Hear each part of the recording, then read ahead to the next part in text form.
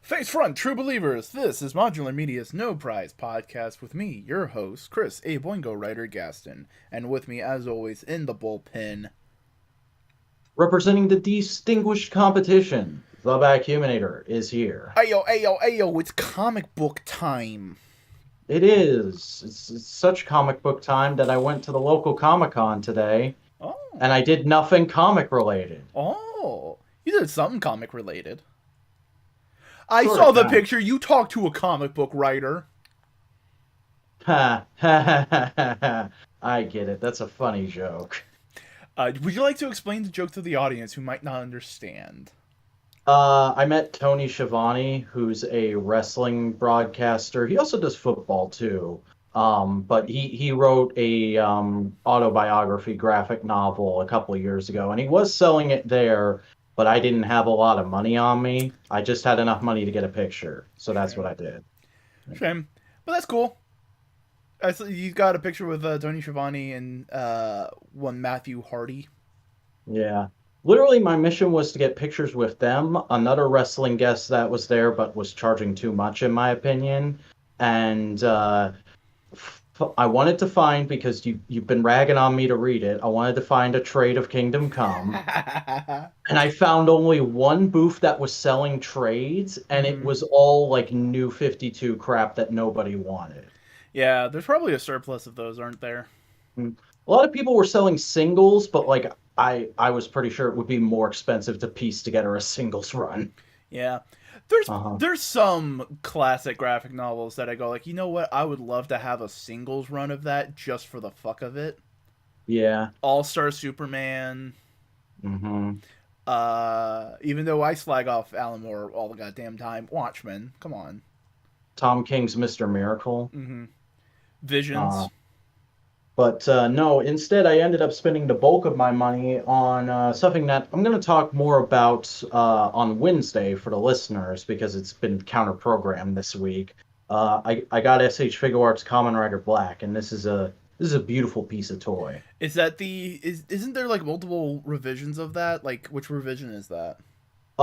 This is the second out of three versions. There's the original one, which came out in 2011, 2012, I want to say. This is Senchoku Seiho Renewal 1, which came out in, I want to say 2018, 2019. And then there's Senchoku Seiho Renewal 2, which just came out like a couple of years ago. Okay. Nice. Yeah. I mean, he's I still a got a pretty good. superhero. Yeah, and I got a pretty good deal on it too. They had it marked for 110, but it was the last day at a con, so I was like, "Would you take 80 for it?" And he said, "I won't go any lower than 95." And I said, "Sold." Haggle. Yeah. There's no way to transition because I was going like speaking of haggling. I mean, I did see a lot of MCU cosplayers, including one Mr. Knight cosplayer. You know what? That's good to hear because we're talking about episode 2 of the Moo Night. You tried, buddy. I did. Um, Overall thoughts because we both know what my thoughts are on this episode. I liked it. There were some choices that made me go, I don't know how Chris is gonna feel about that, or I don't know how Ooh. fans in general are gonna feel about that. But overall, I enjoyed it. I'm really getting into Ethan Hawke's character. I feel like it's one of the more initially interesting villains the MCU has had in a while. Mm-hmm. But yeah, overall, it was a fun episode, and I'm down with it. How about you? Let me guess the moment you thought, oh no, how is Chris going to feel about this? It's the interpretation of Mr. Knight, isn't it? Yeah, I watched that, and I'm like, that's the kind of thing that like is good fun, but is gonna piss fanboys off. I don't think it's going to piss fanboys off because I went and read discussions right after the episode, and everybody was going like, "Oh man, this is a cool idea for Mr. Knight that he's not just a different form of Moon Knight. That each identity that Mark Spector has within his system, Mark Spector, Stephen Grant, uh, the other one? I can't remember. Taxi driver. Jake Lockley. Jake Lockley. They'll each have their own version of Moon Knight. What do you think Jake's is going to end up looking like then? Well, see, this one's kind of the mystic kind of style of Moon Knight, kind of a general purpose Moon Knight. Steven's going Mr. Knight, so I think Jake Lockley might be like that super sleek black base armor top white Moon Knight with like the black face mask and the white hood. You know the one I'm talking about with like the big. Oh yeah, like the more modern one. Yeah. Okay, that could be cool. Yeah, because and that also kind of goes along with people have been theorizing after this episode that Jake's not going to show up till like the end of the series, and he's going to be a way of like Mark and Steven finding a middle ground. Yeah, I don't think they're going to go the route of, oh no, and now he's healed. He's just one person. No, they're not going to do that because a lot of people with DID basically say like, yeah, no, doesn't quite work like that.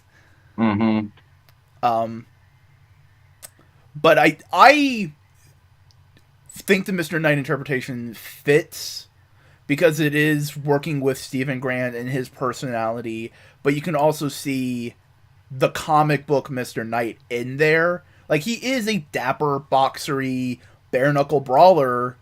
It's just Steven's unsure and unconfident with himself because he is unsure and unconfident in the world. That after this journey, I can see basically Steven being Mr. Knight and helping out the London police, and like they ask him, oh, what's your name? He goes like, oh, my name's Moon Knight, and they think that's like an actual name, so that's why they call him Mr. Knight. Like how Gordon in the Batman just keeps calling him man. Yeah. But you know what I mean? Like, it is not Mr. Knight as we know him in the comics, but it feels like, for lack of a better way of describing it, it's an origin for Mr. Knight. Yeah. And I kind of chuckled, but it is so very MCU that like he immediately pulls out the iconic weapon that goes with that look and then loses it. Oh yeah, that's for losing his helmet in the first movie. I want to say that's like the billy clubs. But they're not billy clubs because they're just they're batons. They're just batons. They're staffs. Yeah. Similar to Nightwings. But overall, Mr. Knight just kind of like semi-aside because like it looked great. It looked amazing. Oh yeah, it looked beautiful. Everything else in this episode was just like grand. Yeah. I really like how they're interpreting sort of the comic book whiteout eyes in this show, where it's like they have these really bright lights behind them.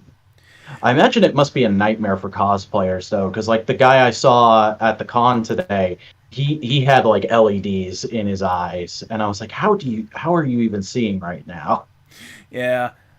And again, Marvel does something that DC fans have been wanting for years. Yeah. I mean, both Moon Knight and Batman have the whiteout eyes, but it's just like... Batman kind of had that in The Dark Knight with that sonar thing, but it was so brief and very different. Nah, but like, hey, proof of concept, Batman can easily do it, and it won't look bad or goofy. Just like Marvel has already proved twice over that you can do the CGI shape-changing eyes with Deadpool and Spider-Man, which is also a thing Batman does. Here's the thing, that has to be real subtle, in my opinion. It shouldn't... And even then, I don't think you should use CGI. Okay, so there's this old Japanese mask art that went with theater called No. N-O-H. No. Okay. And depending on how you move your head, the expression changes. Like, you can hold your head up like this and it looks happy, or like this and it looks angry. So, like, that's kind of how I would do a Batman mask, where it's like, Batman can look like, move his head in different directions and you feel different emotions from it. Okay. That could be cool, yeah. We should probably talk about Lila, because she's also a big element to this episode. It is not as dark as the interpretation of that character in the mid-aughts reboot. Because in that, she just hated Mark. She was like, fuck you. This is why I divorced you. Because you're a layabout. You're a piece of shit. You could always walk. You just decided to get hopped up on pills, asshole. It's like, it's a similar vibe, but it's not as dark. I got more the impression of, it's like the, wow, this is a left field reference, I just realized. It's like the couple from Twister, where it's like, they still love each other, but the divorce has been such a pain in the ass that they just don't even want to try anymore. Yeah.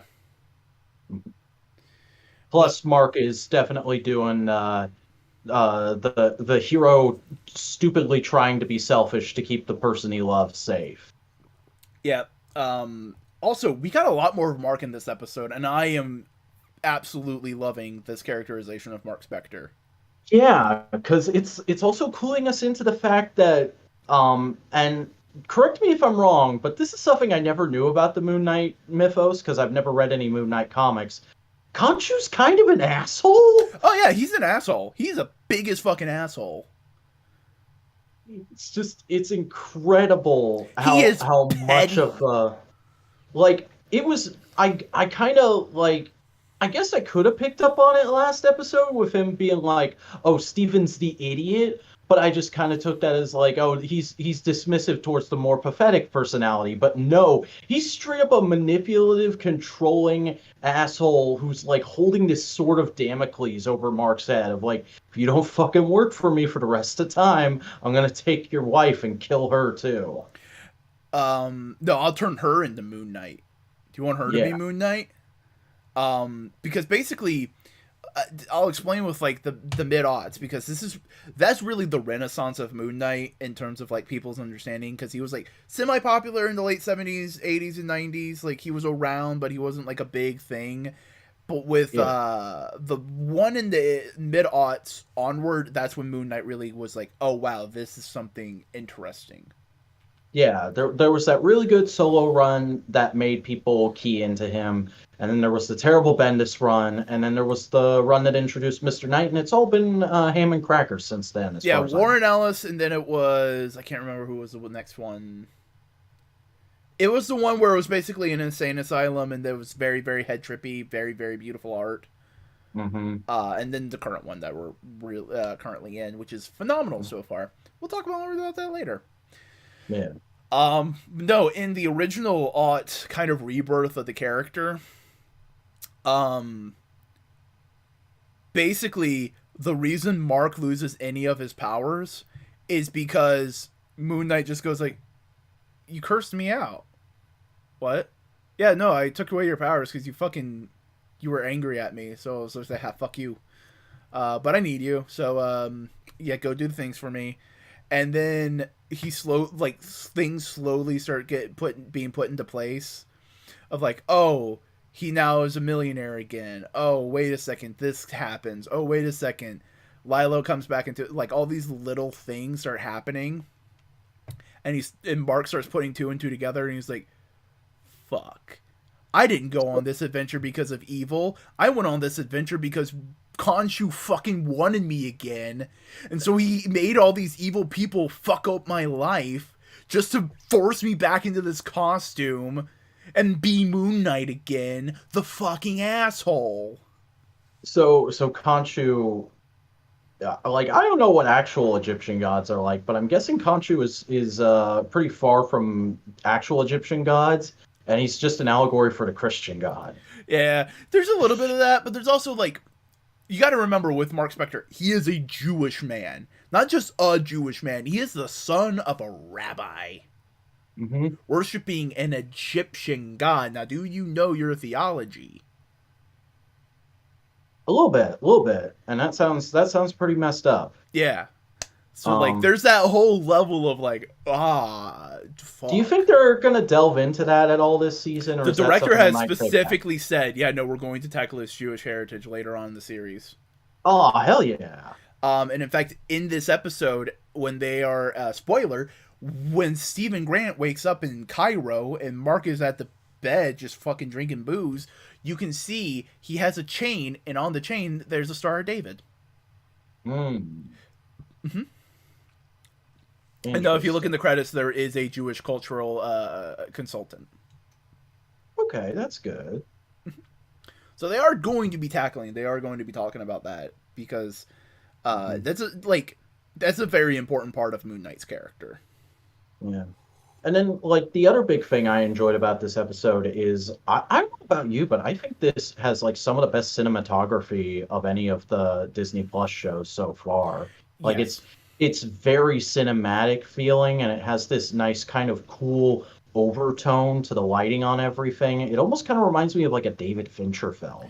David Finchery early...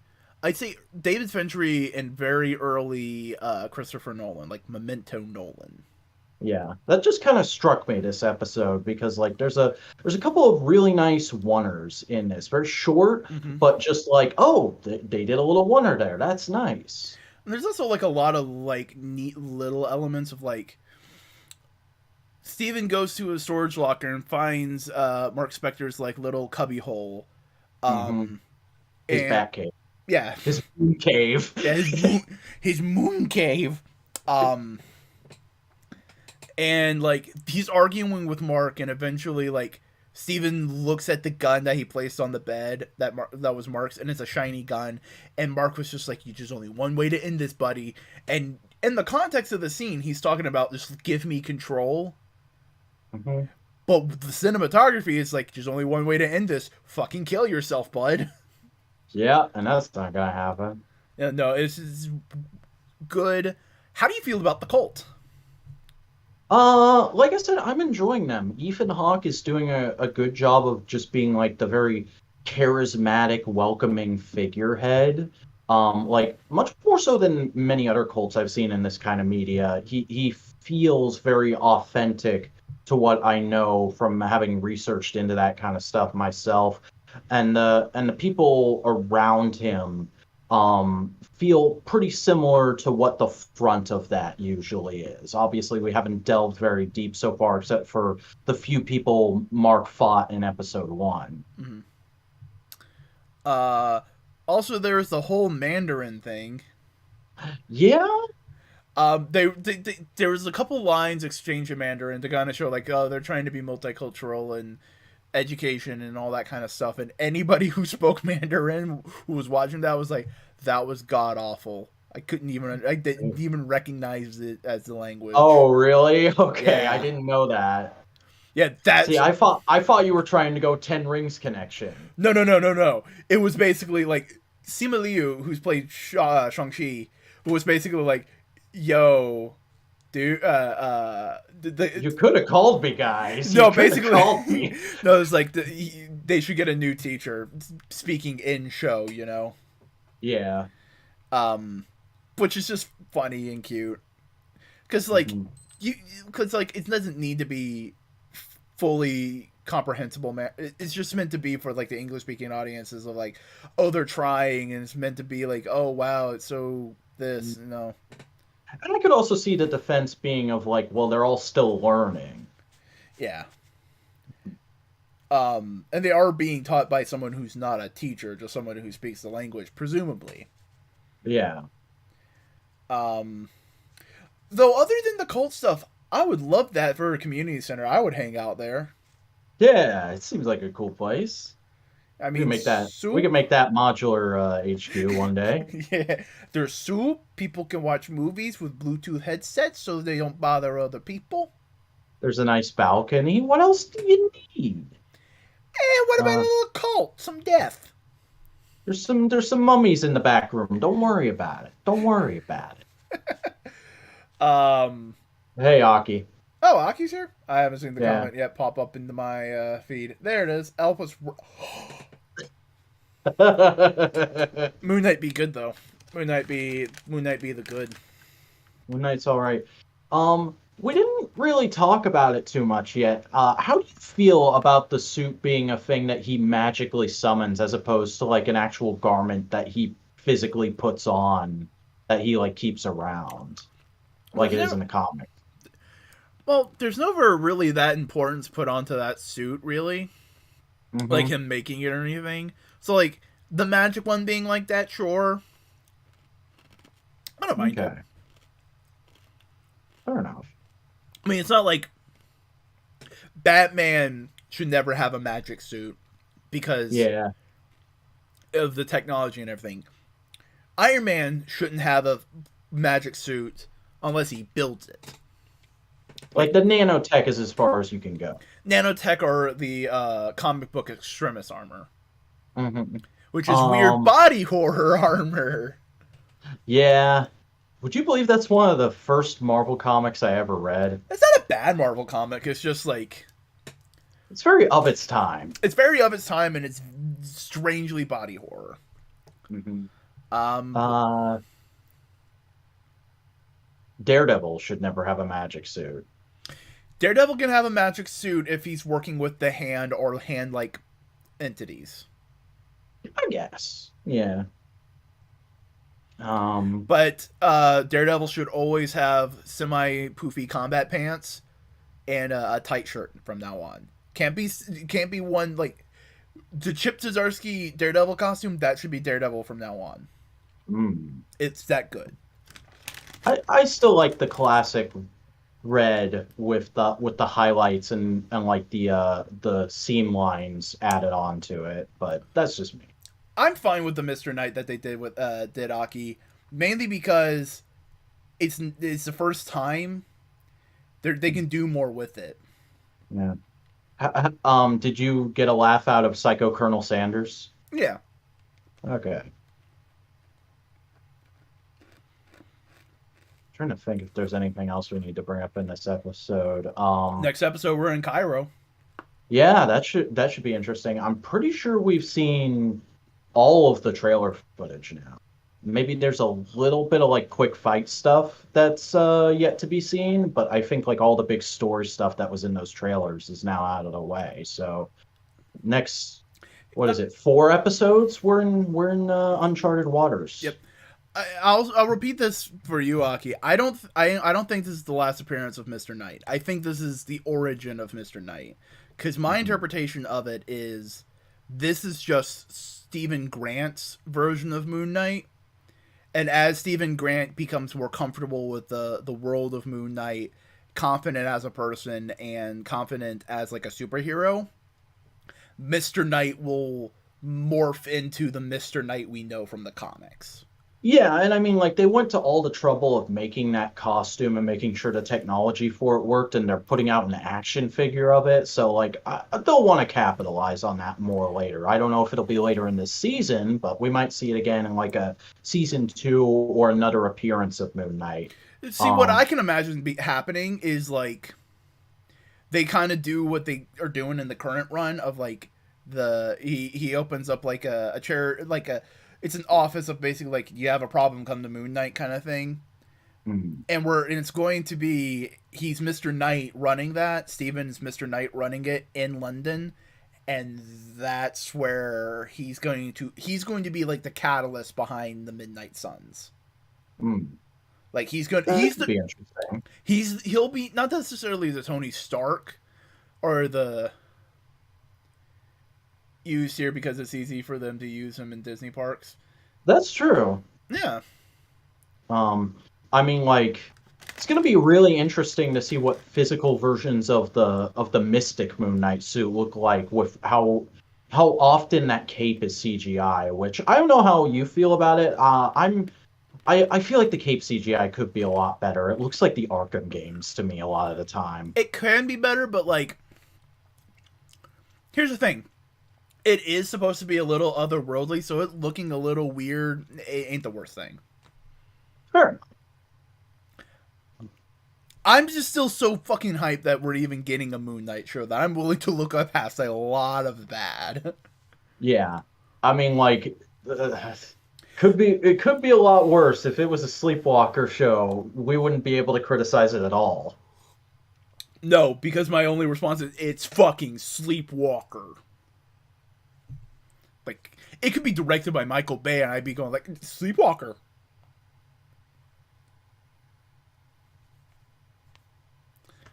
Yeah, no, I don't think there's anything else we can really talk about the show. Mm-hmm. Um, the chemistry between the two leads was really good. Stephen and Lila. Mm-hmm.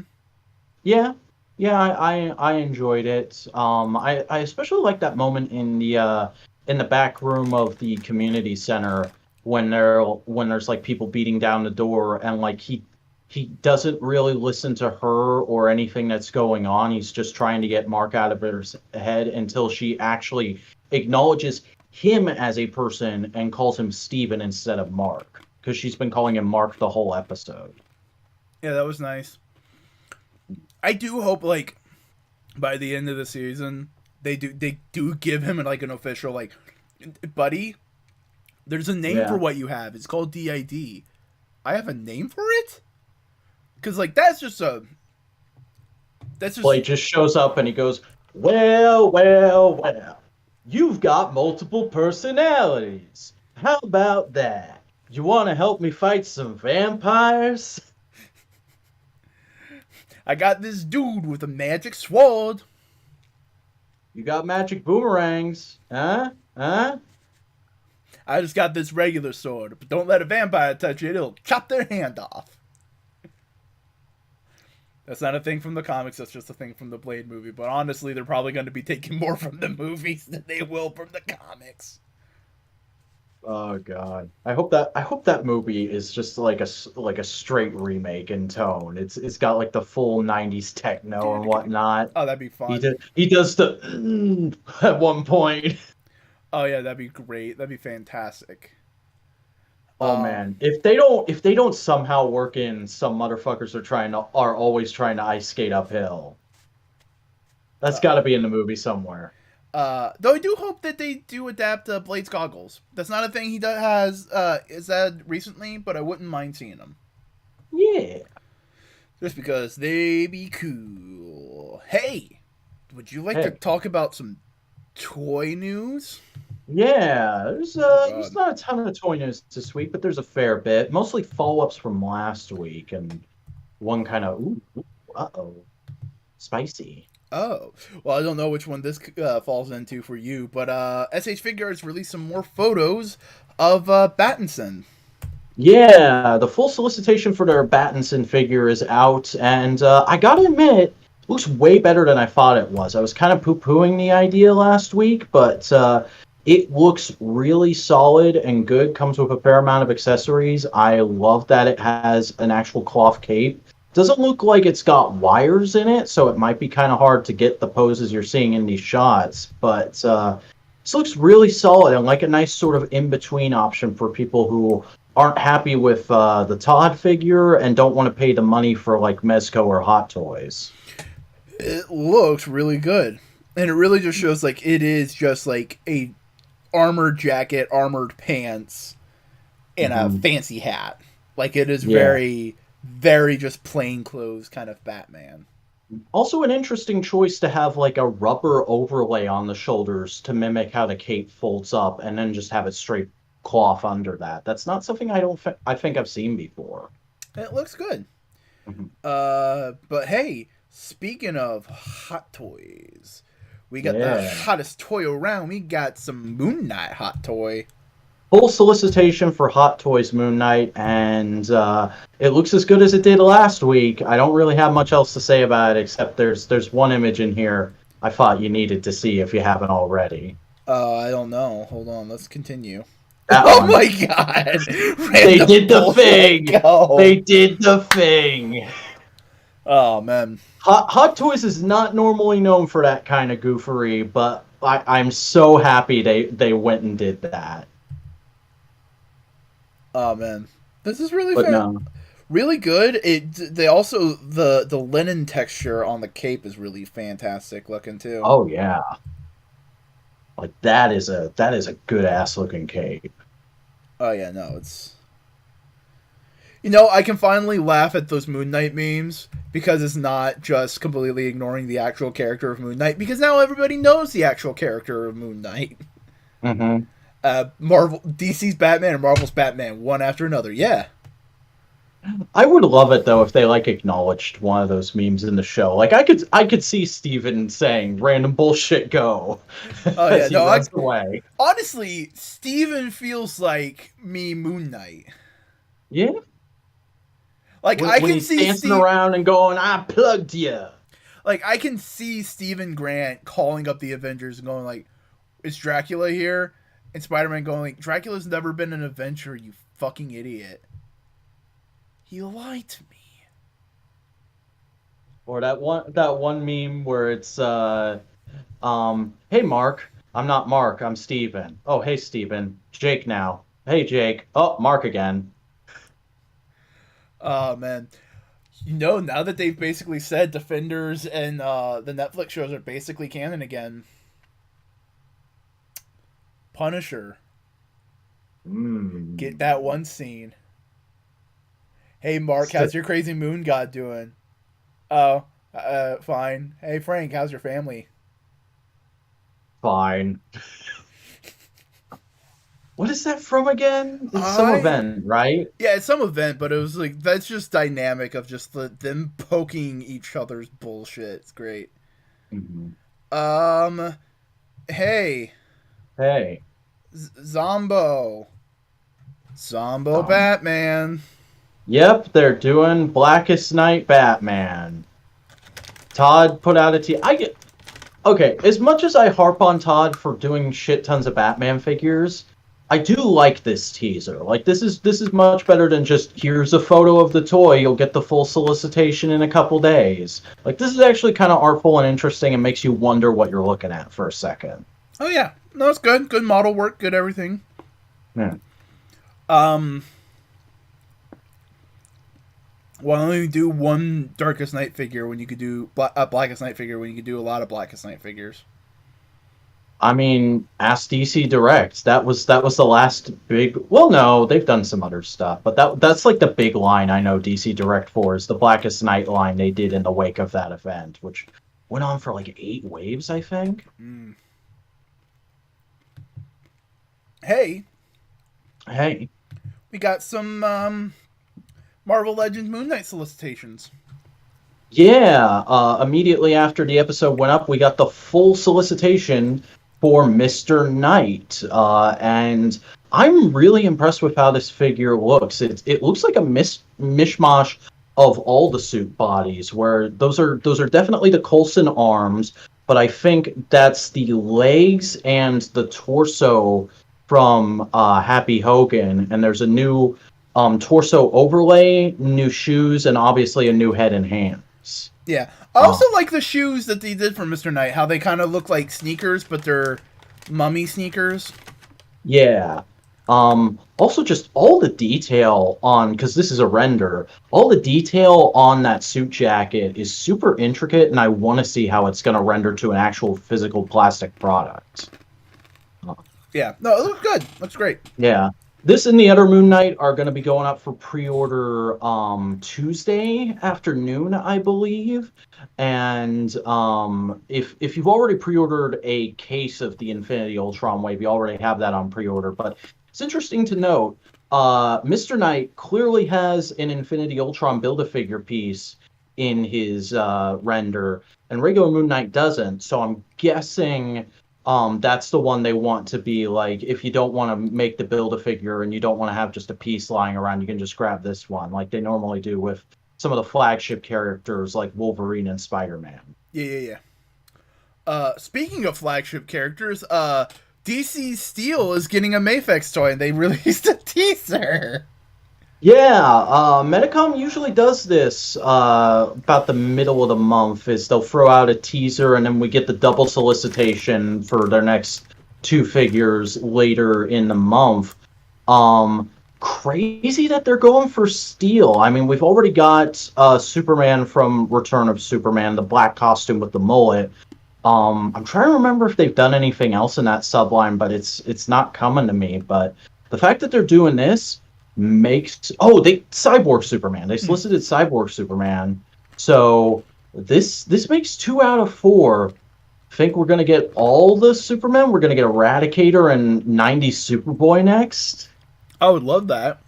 I mean, Eradicator wouldn't be that hard. You already got a Superman Mafex toy. Yeah.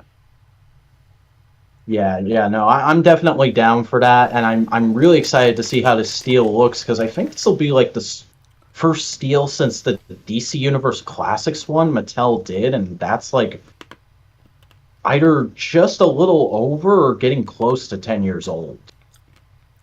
Yeah. Gotta love Shaquille O'Neal. He owns a Papa John's. He owns several Papa John's. Sure does.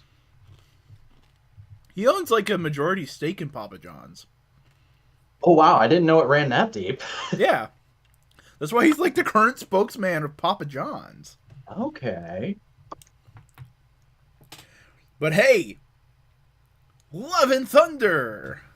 Yeah, this is interesting. Apparently, several Walmarts in the, Arizona area have received shipments of the Marvel Legends 4 Love and Thunder wave. And this hasn't even been shown yet. We don't even have a trailer for this movie yet. These are just leaked out already, which is kind of crazy. There's not even a Fan First Friday for this on the horizon at the moment. So obviously this is kind of major spoilers. Right there's gore. Yeah. That's what gore is going to look like in this movie. It's kind of terrible. It's not that bad. Okay, and obviously, okay, then real quick, describe gore in the comics. What does gore look like in the comics? I haven't actually read that story. Gore looks like a white man with 2 long tentacles on his head. Oh, okay. That looks like a white man with 2 long tentacles on his head. All right, fair enough. But obviously the Build-A-Figure is going to be Korg, and apparently Star-Lord and Groot are going to have more involvement in this movie than we thought. Either that, or they're just really capitalizing on a chance to get 2 new figures of those characters out for the first time in a while. Yeah. Overall, these figures look solid. I don't collect a lot of MCU, but it is just crazy that these leaked out literally today, and we haven't heard any kind of hint that they were coming. The only thing, haven't the crew, cast and crew, been saying there's a reason why you haven't seen the trailer yet? Yeah, I'm guessing there's got to be a spoiler and something that's coming up soon.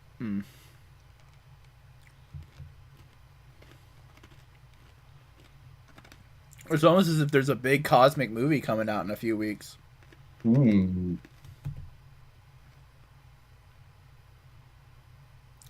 Strange, really. Yeah. You'd almost say it might make sense that the first trailer for this would be a post-credit scene for that, kind of like how the second trailer for that revealed a lot more of what was going on in it was a post-credit scene for Spider-Man. What if that's just Marvel's MO now?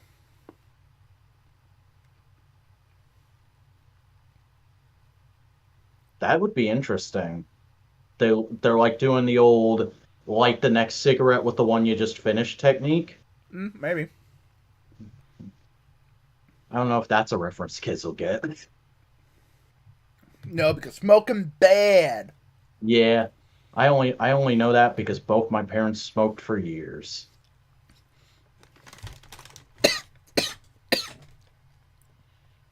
Is that a joke in poor taste, or did you legitimately just choke? I just choked. I had a weird tickle in the back of my throat. Okay. Oh. Speaking of jokes and not poor taste, hey, tell me about One Star Squadron. All right. So this is the penultimate issue of this series, and we're getting into some pretty rough shit because, as we talked about last time, the cliffhanger was that the building where they all work was on fire, and this whole issue is kind of an investigation into that. And Power Girl is suspect number one due to the fact that she got fired literally the same day. And she has to do a lot of soul searching because obviously she didn't do it. But nobody believes her. And Red Tornado's kind of caught in the middle, trying to figure out what to do and looking into things in his own superhero way. And he kind of figures out what's happened. And then there's another layer to it that kind of puts him in between a rock and a hard place, and he has to make a terrible choice. And ultimately, the decision he makes is one of those kind of Breaking Bad decisions where you're like, I can see why you made this choice, but I don't know if it's the best one in the long run.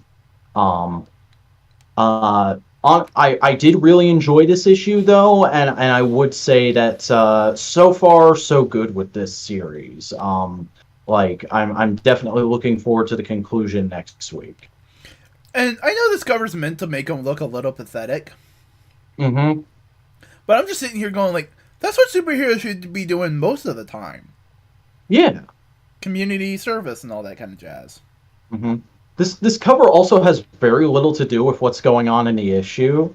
So, like, I get the feeling that this is one of those series where they just really didn't want spoilers to get out, so they made all the covers, like, fairly generic with the concept. So, like, the solicitations wouldn't spoil anything. That's fair. I love how Iron Fist is there in the bottom.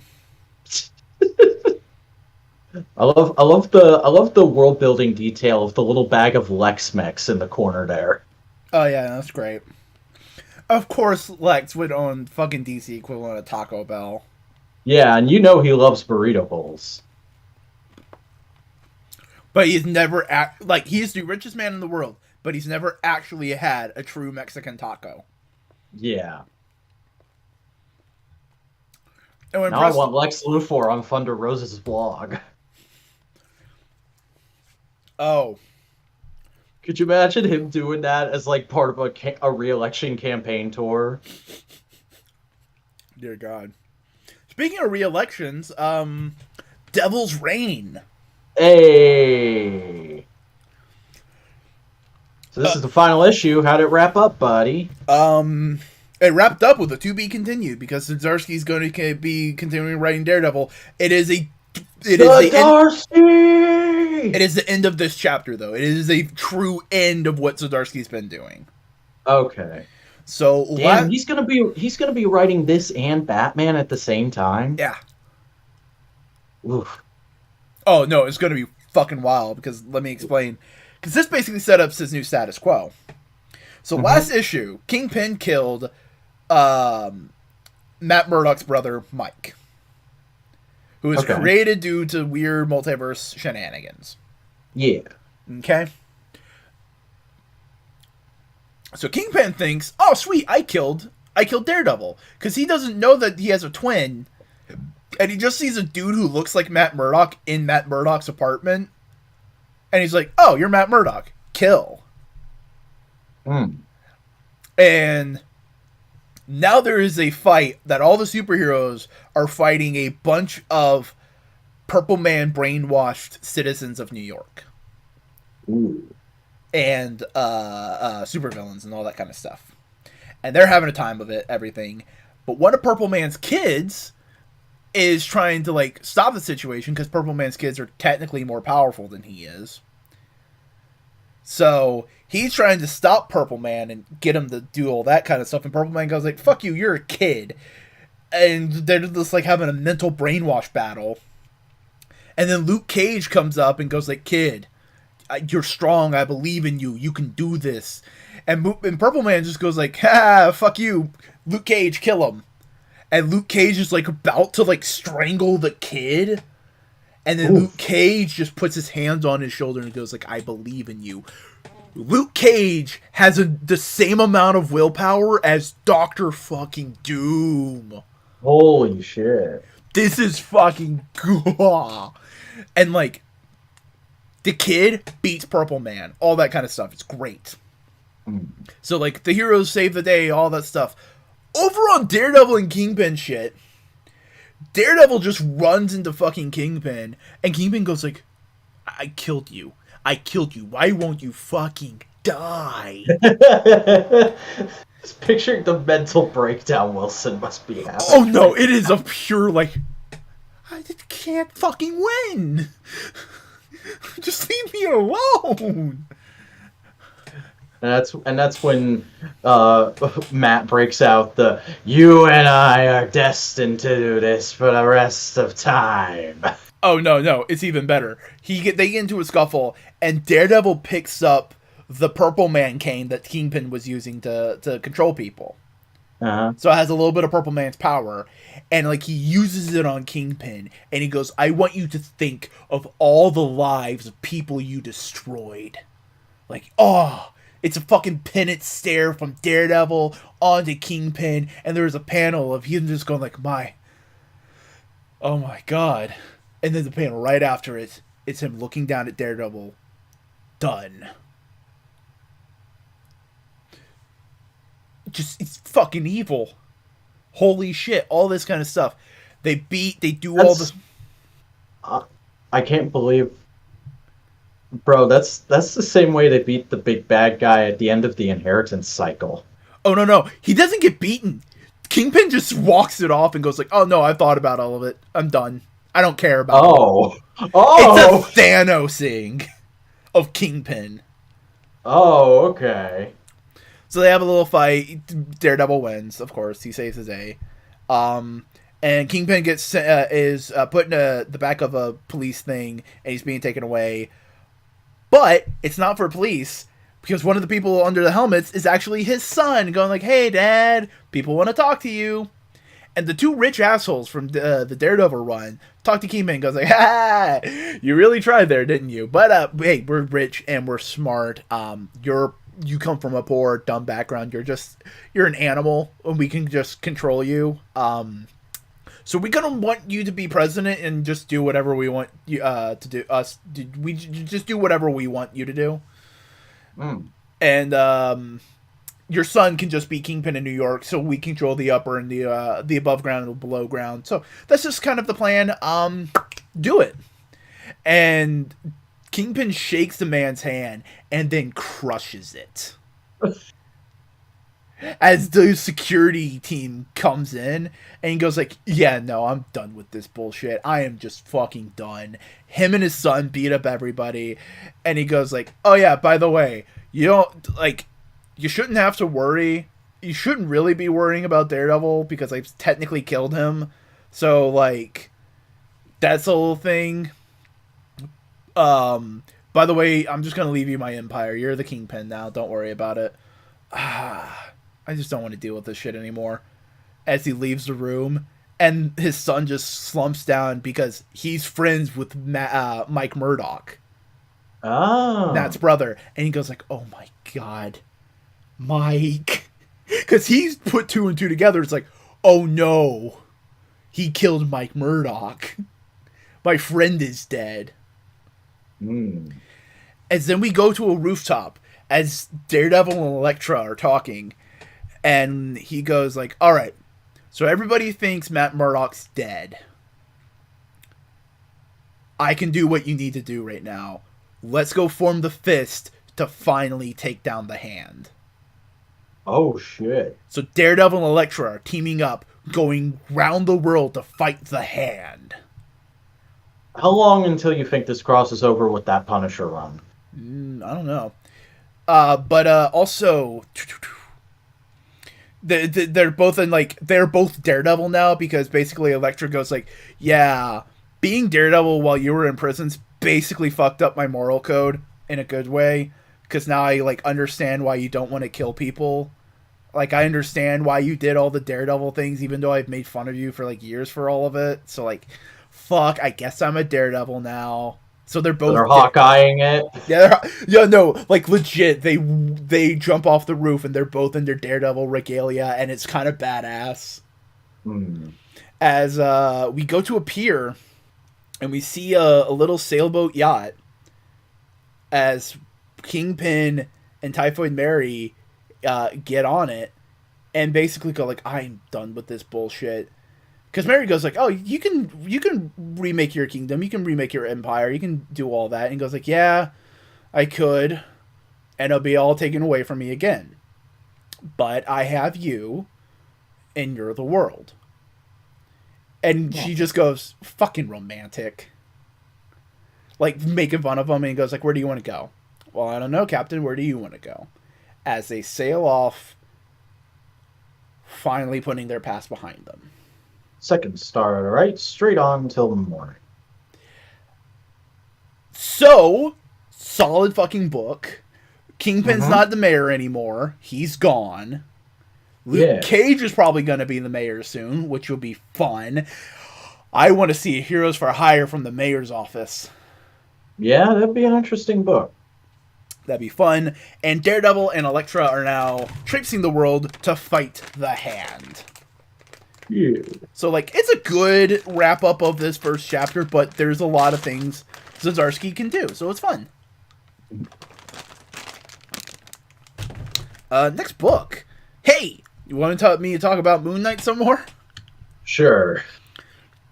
So, an issue or two ago, the big serial killer Moon Knight's fighting, Zodiac, kidnapped his therapist. Or, like, he went into the therapist room and, like, we didn't see what happened. He kidnapped her. Yeah. This issue, Mark isn't in the Mr. Knight costume. He's in, like, regular Moon Knight. Okay. And the therapist is going, like, "Hey, why you're in a different costume? Why is that?" He's just like, sometimes I have to be like this. And she's like, "Okay."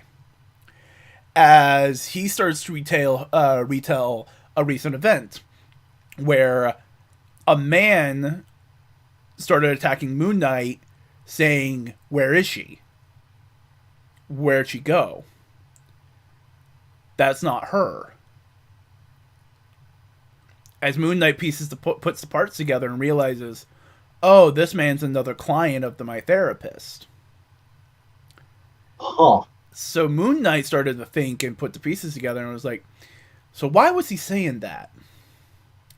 And then he drops the name of basically, "Do you have any answer for that, Waxman?" to the therapist. And the therapist just goes like, "You son of a bitch, you figured it out." As he transforms into Waxman, they have a fight. As they reveal, yeah, they kidnapped the therapist, she's gone, and Moon Knight basically goes like, "Yeah, no, I'm gonna kill him. I'm going to fucking scorch earth that motherfucker. He took my therapist away. Fuck him." Never even heard of Waxman. He's like Clayface. I kind of got that impression, yeah. Yeah, no, it's good. Good book. Hey, you want to tell me about Batman Killing Time? Yeah, this issue was fairly solid. It's just kind of expansion on the heist in the first issue, via Selina and Riddler waiting in a cabin for their buyer to show up. Just kind of talking about how they set up the heist in the first place and made all the contacts. Well, Batman is kind of rushing around the city, trying to figure out where their safe house is and how to catch up to them. And there's actually a great scene where Batman goes to interrogate Killer Croc's girlfriend, who obviously got a big payout for him being in jail after the heist. And she's just like completely talking up and down about how he has no leverage over her and he can't do anything. And if he tries to intimidate her or hurt her like he would a thug, it's gonna look bad on him. And she's just like, "So are you gonna leave or what?" And he just goes, "It's pronounced Batman." Because she's been saying it with a hyphen the whole time. How would you differentiate that? Batman? Yeah, I guess so. But that's just like a hilarious thing that you can only do in comics. And just like Spider-Man says, "Don't forget the hyphen." Yeah. And I don't know. It's a solid issue. I maybe would have had it go one more page just because they're teasing the whole back half of the issue who the buyer is. And like for a split second there, I thought the buyer was Bruce Wayne. I thought they were trying to extort Bruce Wayne because this is early Batman career stuff where Selina doesn't know Bruce is Batman. But they don't actually reveal who the buyer is yet. They're saving that for the next issue, which felt a little bit cheap to me. Mm. But overall, good? Well, yeah, overall, solid stuff. We both read X-Force issue 27. Yeah, because I'm full on back on the X-Men train, baby. How do you feel about this issue of X-Force then? This is interesting. I'm glad there was so much Logan narration up front, catching me up on stuff I had heard about, but wasn't quite well versed in. And then, yeah, this is just a great issue for Dickhead Beast, isn't it? Oh yeah, no, it like I know a lot of people are not a fan of Asshole Beast, but like. To me, he's not an asshole. He's being an asshole. He is being a dick. He's being an absolute piece of shit. But it's under the mindset of, like, if I don't be a piece of shit for all of mutant kind, the mutant kind will, like, someone has to be an asshole. It might as well be me. Mm-hmm. And it makes total sense that they use that to pair him and Brand up at the end of the issue. Oh, yeah. That's like, I didn't see that coming, but it was one of those moments of, like, oh, yeah, that works. Also, Kid Omega being the voice of fucking reason. Mm-hmm. Where he's like, I've been excising the more dickish parts of my personality every time I get regenerated. And that's helped me to realize that, like, yeah, oversight might be a good thing. Also, I was thinking of removing my heartache and heartbreak. But I realized that's made me a better person, so no. Yeah, Star Trek V, man. I want my pain. I need my pain. Also, we got a new X-Man villain, Cerebro. Yeah, fucking. What if Cerebro was the Cyberman and ate your brain? Yeah, that's some creepy shit. Also, I love how now it's just kind of like a semi-running gag. Forge just dies. Yep, Forge is the Kenny of the post-Hickman X-Men. But no, this was fun. This was great. Yeah.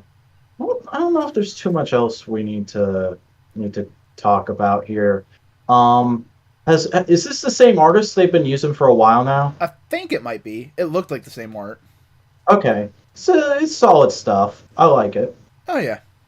It's just grimy enough that it can go for like CIA covert ops bullshit. Mm-hmm. So I read issue 1 of Spider-Punk. Yeah, I heard good things about this, but I didn't read it myself.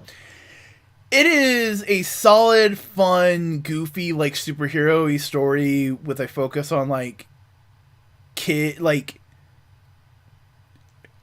the thing. It is pretty punk, but it feels like it's written by a former punk who is like 15 years removed from when they were really in the scene.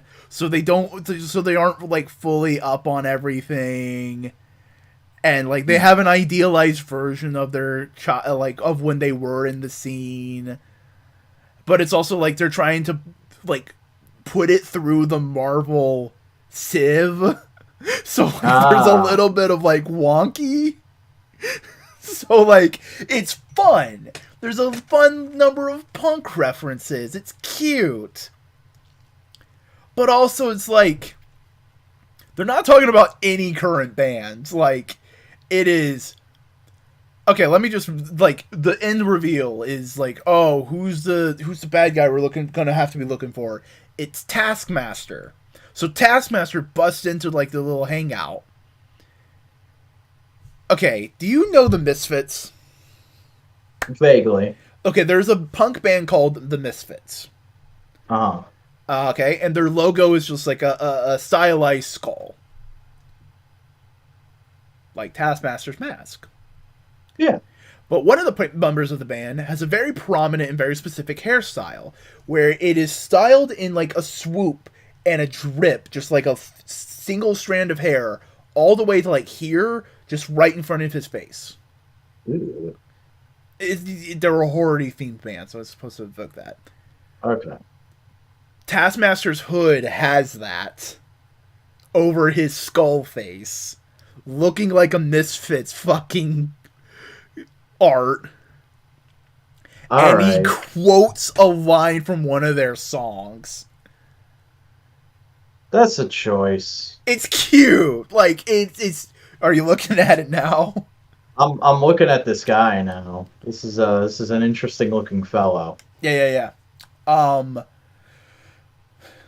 like, people, there was a couple panels posted to the r/punk subreddit, and they were like, and basically the response was like, it's cute, it's cute, it's not like super, like, It's like when few listened to that playlist they put out for Transformers 5 that was Megatron's yeah, Spotify playlist, and it was all like entry level metal garbage. yeah. But then there was a couple people who like actually enjoyed it and were like trying to explain Spider-Punk and the world he's from, and it's like, oh yeah, no, he teams up with Captain Anarchy, and they're just like Captain Anarchy, like the Batman villain? no. They're pointing out that anarchism doesn't like hierarchy, yet he is a captain. Uh-huh. Like, also he's apparently a Native American because he's talking about in this issue being from the reservation. Okay. And he's gay and he kisses his boyfriend. All right. See, like I had said I heard good things about this because I saw an article that said like this had a great message about how like punks are very different from neo-Nazis and stop confusing them. Yeah, no, that's mainly because Kraven the Hunter is a neo-Nazi punky kind of dude. All right. Oh no, he's not Kraven the Hunter. He has a group with him. So they're Kraven and the Hunters. Fuck off. Tell me you're not reading more of this. Oh, I'm reading more of it because it's fucking hilarious. Alright. It's fun, shit. it's goofy, it's cute. Also, Riri Ironheart's their fucking tech head. Hooray. Yeah. So tell me about the world of Krypton. So this is another penultimate issue, and it's depressing as fuck. Because it's just a lot of end of the world, we're all fucked shit, where they're trying to figure out what the last thing they can do is. Like, literally the opening of this is just Zod opening fire on protesting civilians while Jor-El watches from his balcony and is like, I fucked up. I couldn't save our world. Nobody listened to me. There's nothing we can do. Even if we did the thing I suggested now, there's not enough of the core left to save. I've got to figure something else out. Oh, shit. Is that Clark Kent's mom? Yeah, that's Jor-El and Lara. What's the fuck's up with her hair? I think it's meant to be like a cultural thing. It's like some kind of... It's meant to be like an exotic alien hairstyle. She doesn't actually have it in the interior. It's fucking weird. Yeah. Jor-El does have that kind of widow's peak going on, though. And he does ultimately decide to start working on the rocket to save baby Kal-El, who isn't even born yet in this issue. So I'm guessing they're going to be cribbing from Man of Steel, where he's born and then just immediately dumped into the rocket. But then we cut over to Zor-El, who is just like obsessively trying to find another Phantom Zone-like dimension everybody can escape to. And Kara's like a preteen now, and she comes in to say like, "Hey, I got a good report card this week, and Mom wants to celebrate." why don't you come out of your man cave and maybe shave? And he's like, no, I have to, this is more important, you don't understand. There's got to be some way for us to survive. I have to find it, like the fucking darkest timeline Reed Richards, except not the maker. And it's really sad, like legitimate, like tear-jerking stuff. And then the end of the issue is, as a distraction, while Laura's trying to find what planet they're going to end up sending Cal to, Jor-El goes to have a big superpower fight with Zod. Oof. And, like, he's wearing a power armor version of the Superman suit.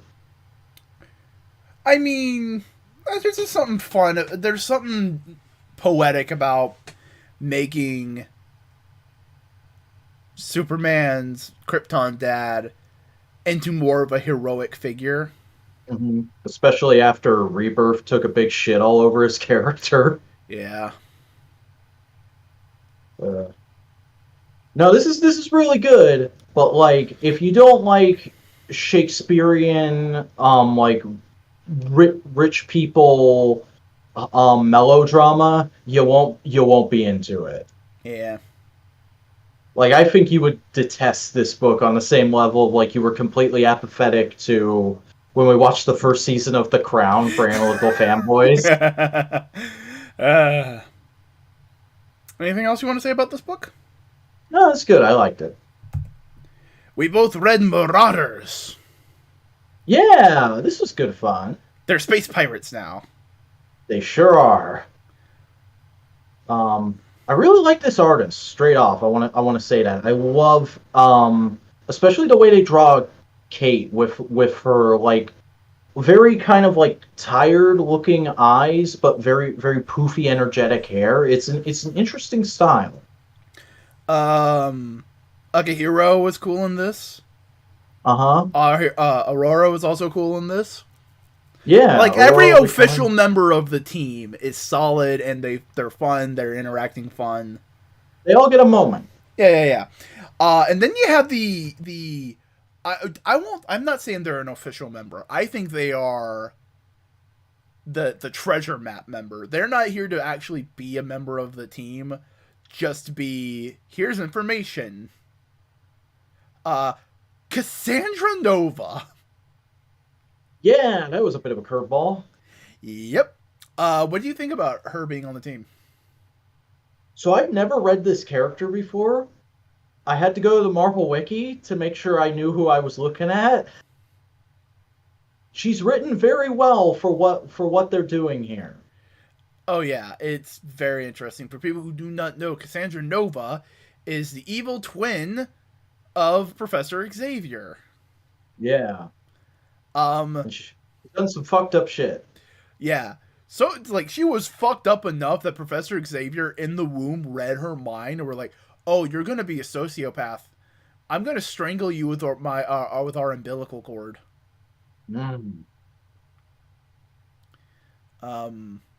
Which doesn't make sense because they would be in two different placentas because they're fraternal twins.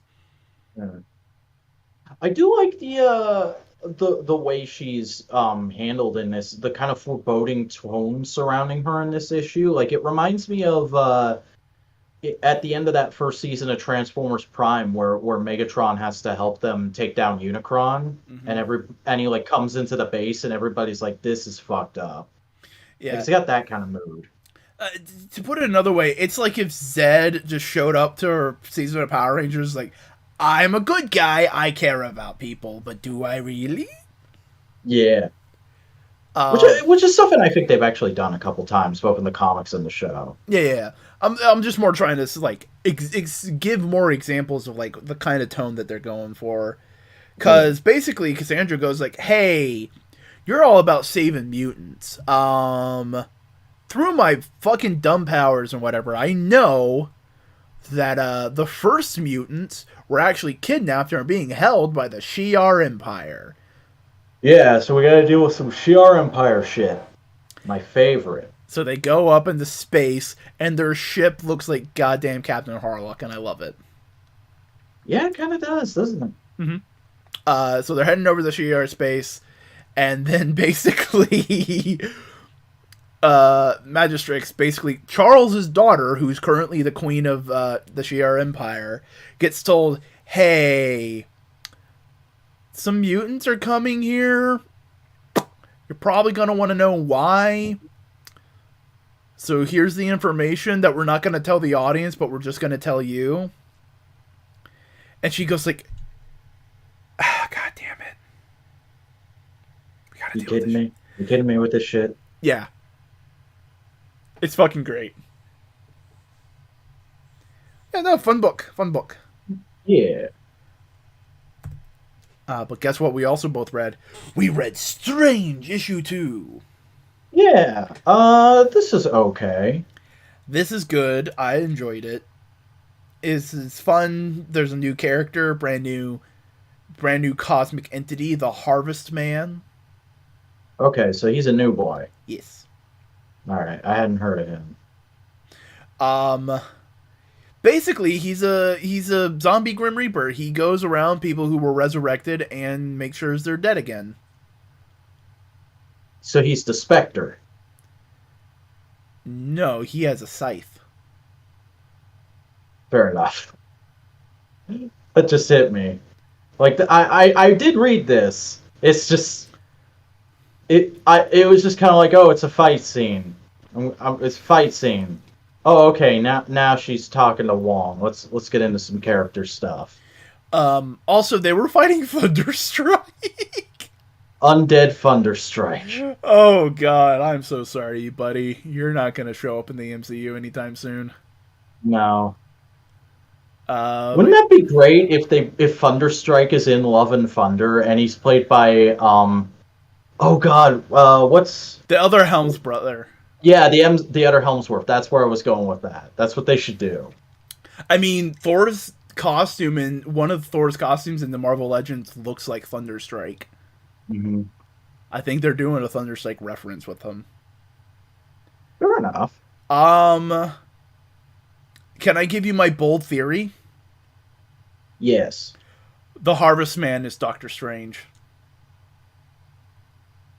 That'd be interesting. It's Steven.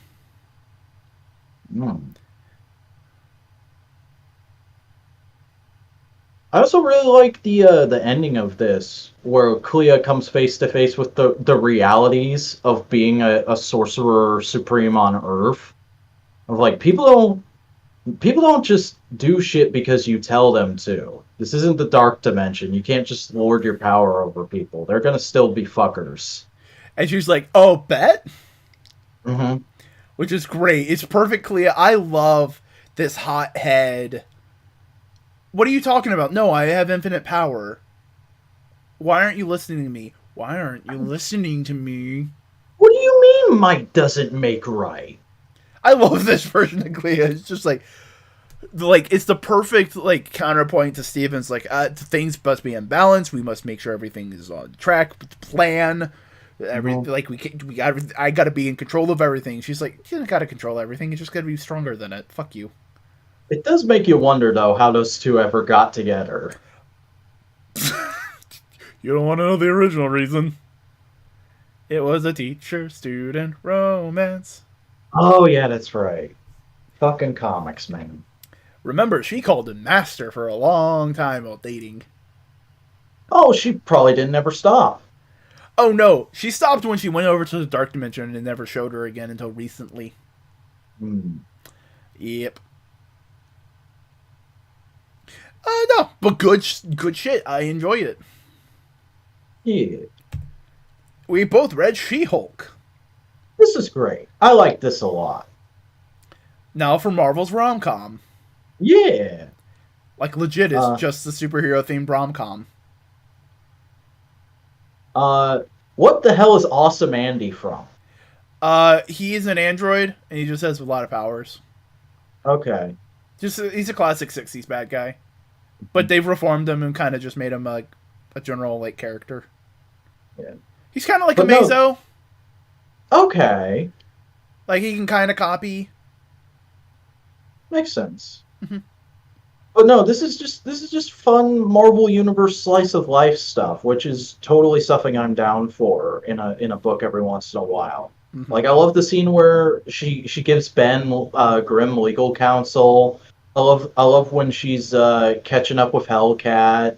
I even kind of love the little tiff with her boss at the beginning. Like it's all good fun shit, and Jack of Hearts is also there.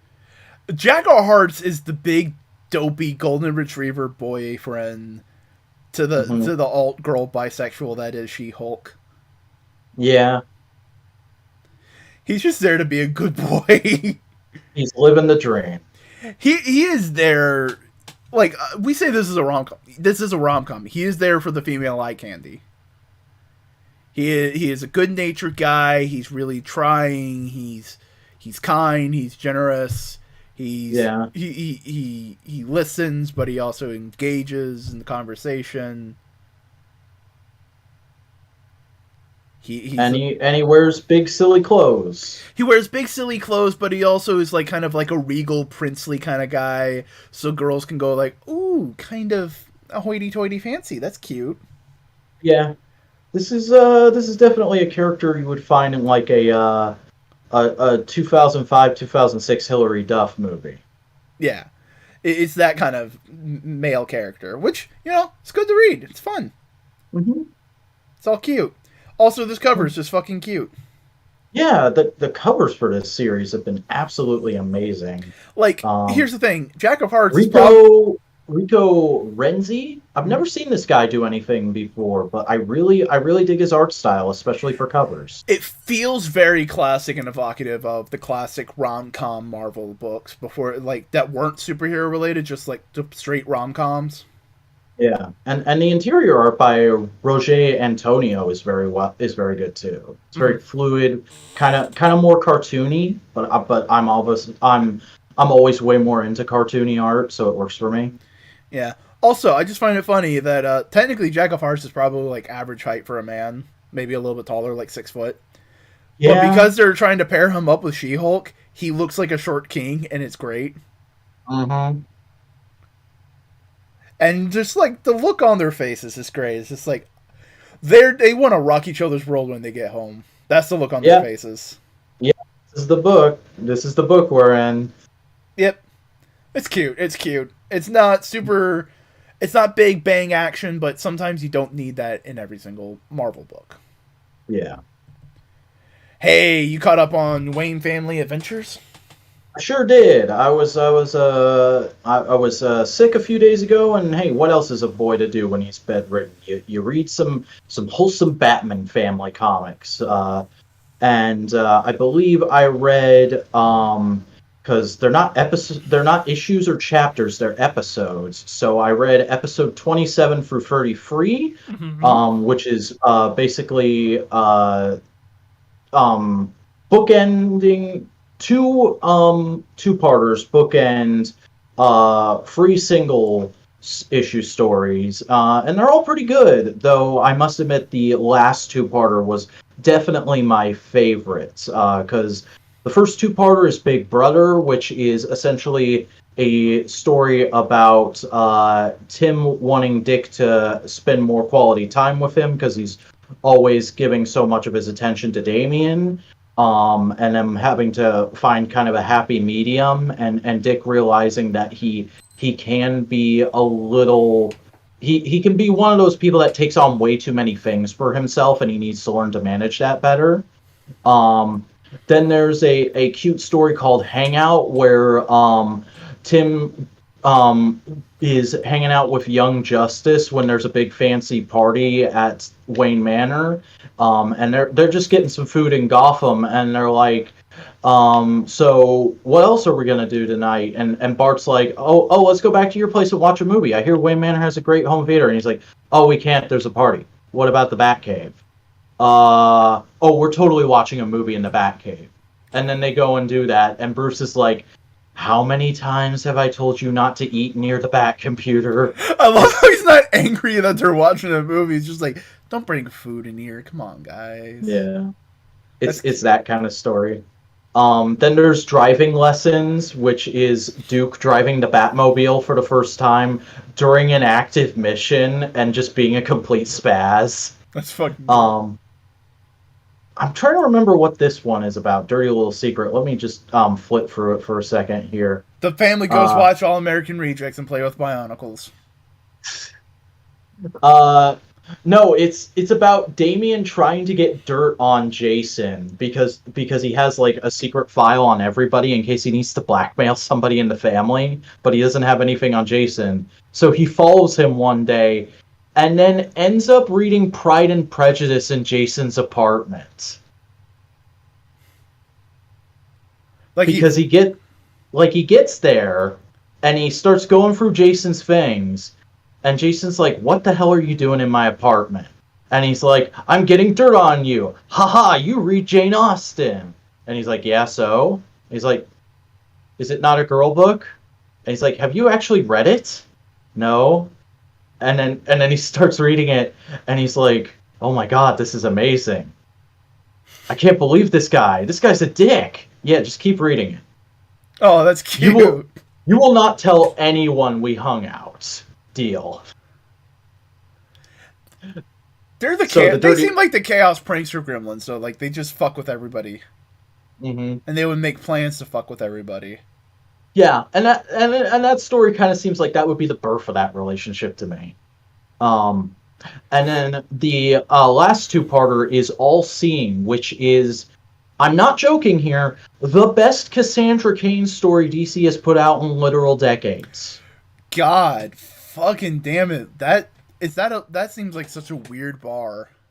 Yeah, because it's a Cassandra Cain focused story about kind of visualizing the whole language of violence thing where she can read anybody's posture perfectly. And it's a really interesting way of visualizing it. I don't know if I've seen it done this way in a comic before, where it's almost like she has a constant heads-up display.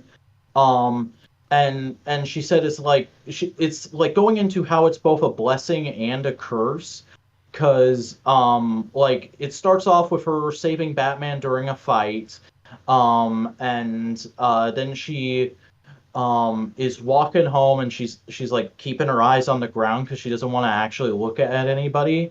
But then she gets to Barbara Gordon's apartment and Barbara greets her, and it's like there's always like 3 boxes describing somebody and then a conclusion box. So for Barbara, it's crinkled eyes, open shoulder, bouncing elbow, conclusion, excited.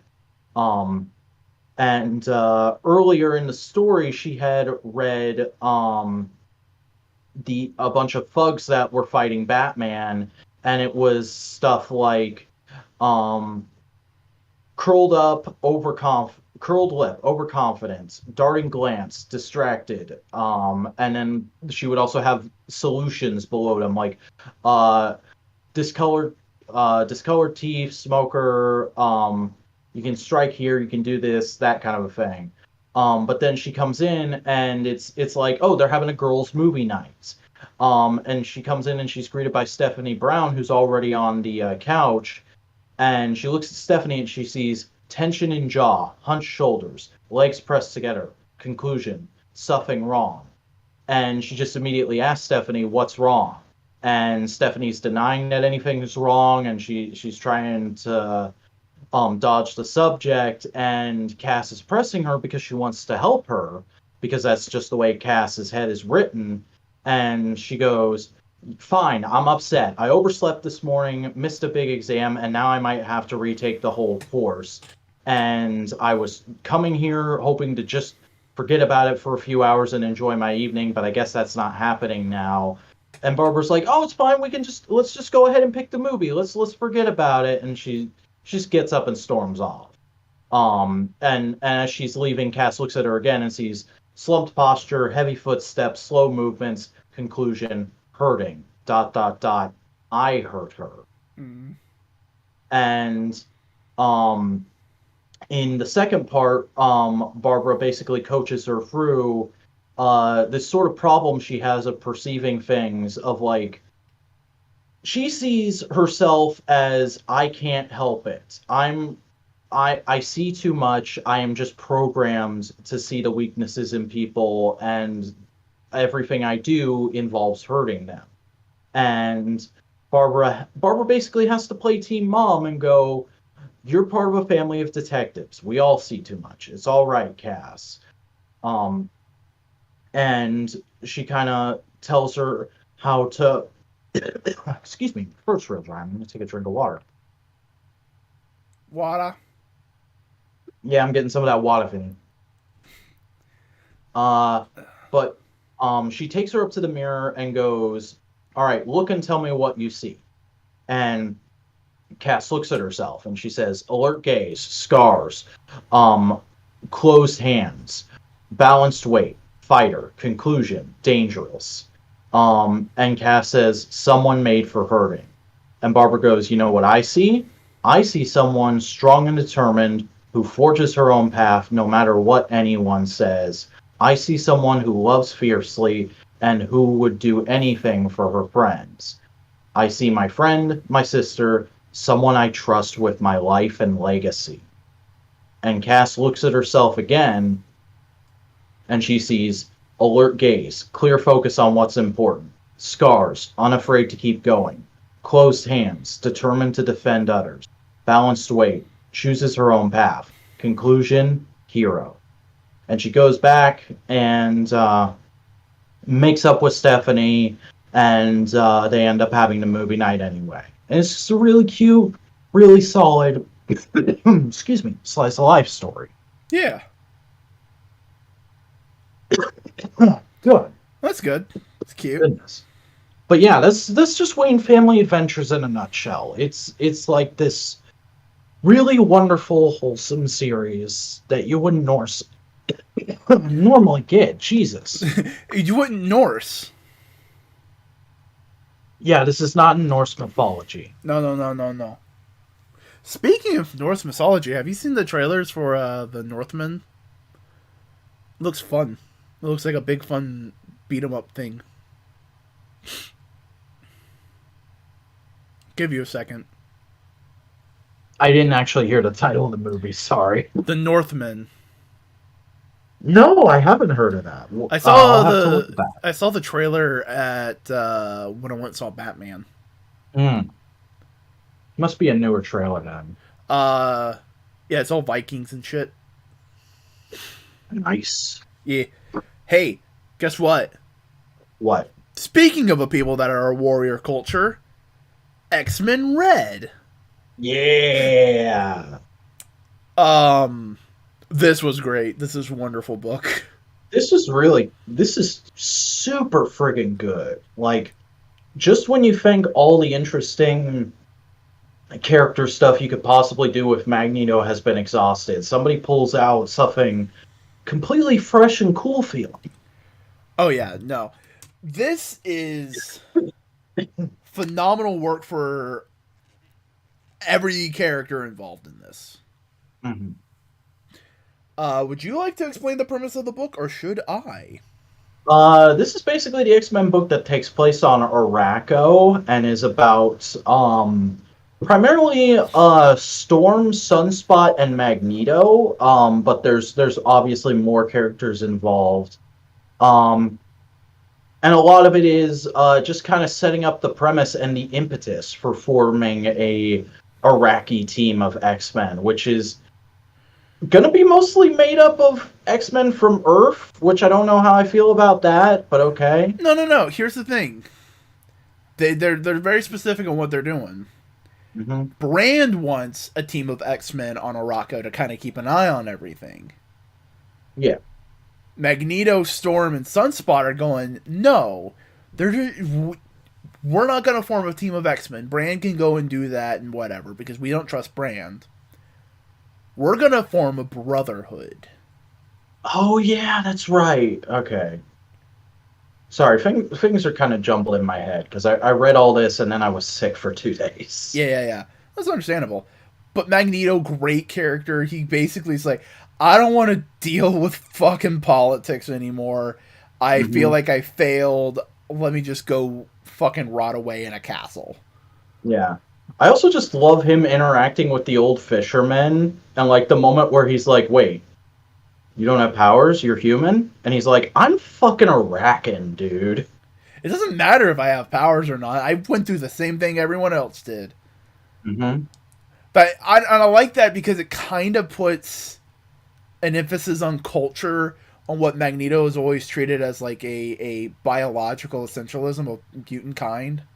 Yeah. And you get the sense that like Magneto respects that. He's like, "Oh, okay. Yeah, legit. Bet." Like, Is that what the kids say? all Sunspot also coming in and going like, guys, look, I may act like an idiot most of the time. I know this, but something's fucky and I need help. Mm-hmm. And he immediately goes like, I'm gonna go to my headmaster, Magneto. Yeah. And I love the minute he was like headmaster. Magneto's just immediately in teacher mode. Mm-hmm. I also love the side plot of just Thunderbird beating the fuck out of every Summers person he can find. I love this.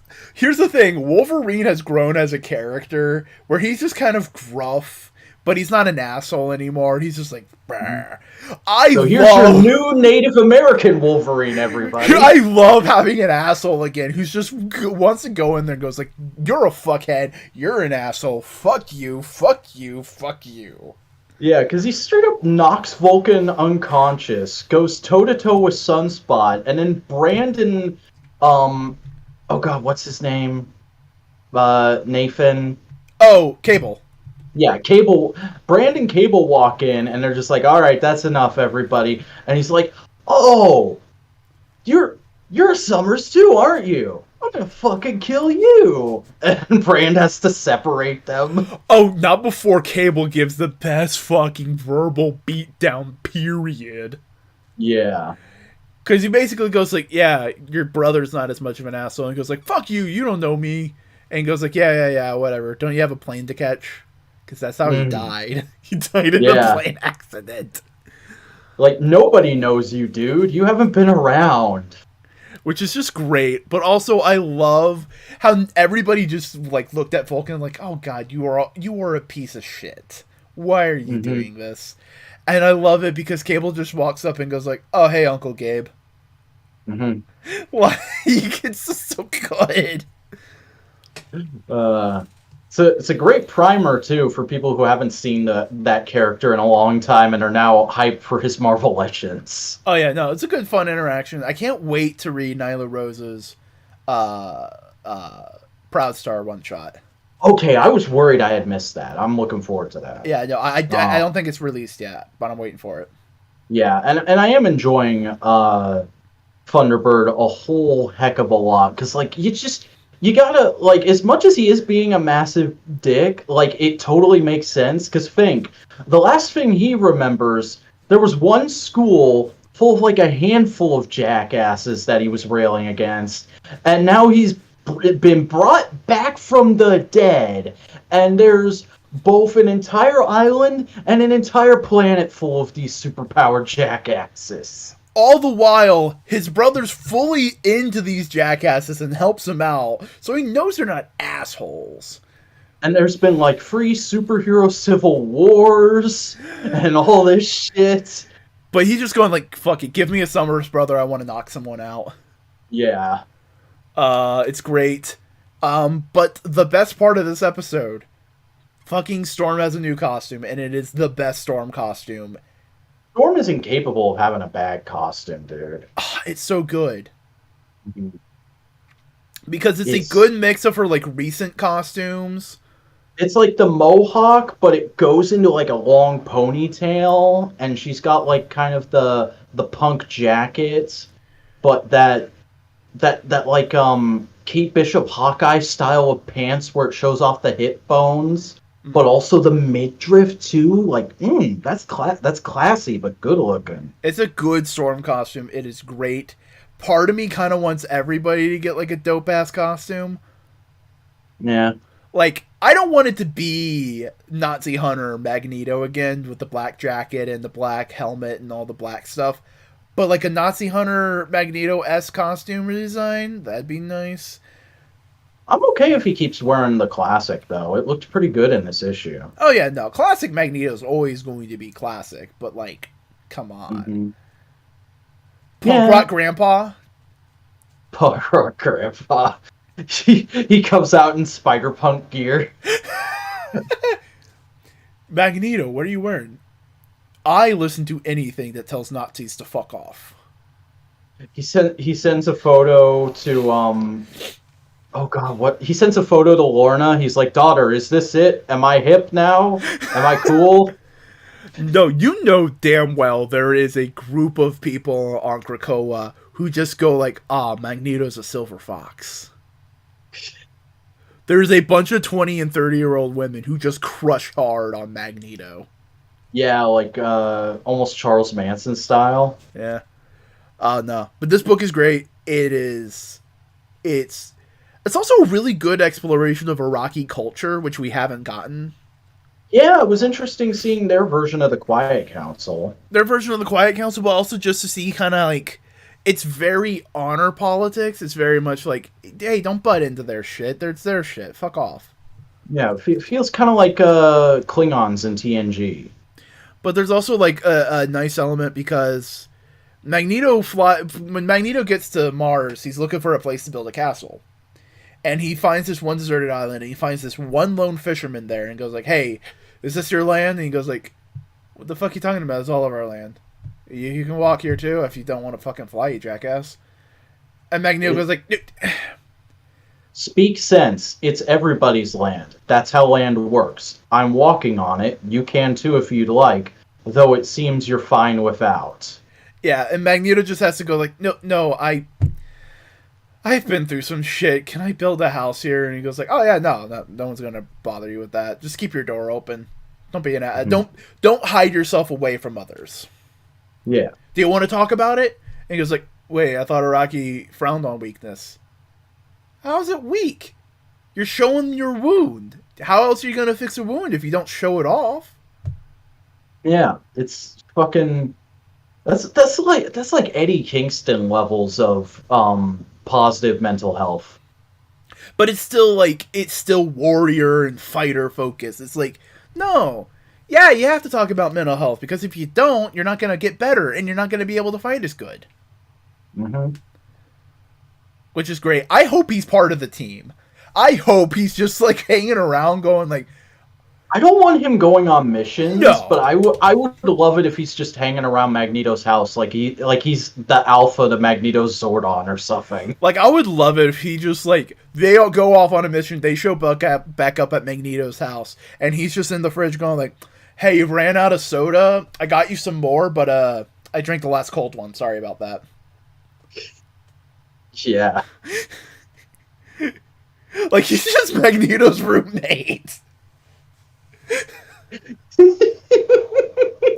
That would be great, actually. No, good book, and that's the last book that we read. Hey, we did it. We did the comics. Did the podcast. Do you have anything else you want to say about comics this week? Not particularly. Okay. A bokeh. Okay. But, hey, do you want to tell the people where they can find you? Sure thing. Hey, everybody, I'm the Vacuuminator. I make YouTube videos sometimes. They're usually at youtube.com/thevacuuminator. So go there, like, comment, subscribe. I'm also on Twitter, at the Vacuuminator, tweeting and twatting about every little thing that pops into my head. And I'm on Instagram posting figures of action figures and my dogs, and occasionally myself, too, at @the_Vacuuminator. Nice. Hey, howdy. Do you want to watch streams? Twitch.tv/BoingoRider. Follow me on social media at Boingo_Writer. And if you want to see video essays and editorials on YouTube, type Boingo Writer into the search bar and you should be able to find them. But this has been a product of Modular Media. This is an Overrated podcast where we talk about comics. We also have other podcasts, including, but not limited to, Components, where we talk about random bullshit. No More Games, where we talk about gaming news, the general idea of video game culture, and our opinions on it. And as well as the other podcast we do, tell the people about that podcast. This week at Tokusatsu is a show where we're talking about Tokusatsu. It's good, trust me. It took you a moment there. I was reading something. Hey, like, comment, subscribe, follow us on different places, do the thing, and I hope you enjoyed your stay here at No Price Podcast. No more podcasts. No more podcasts. This is it. We quit. Channel. We're done. It's we over. Quit. We're Goodbye. Over. Do you have anything else you want to say? No. Enough said.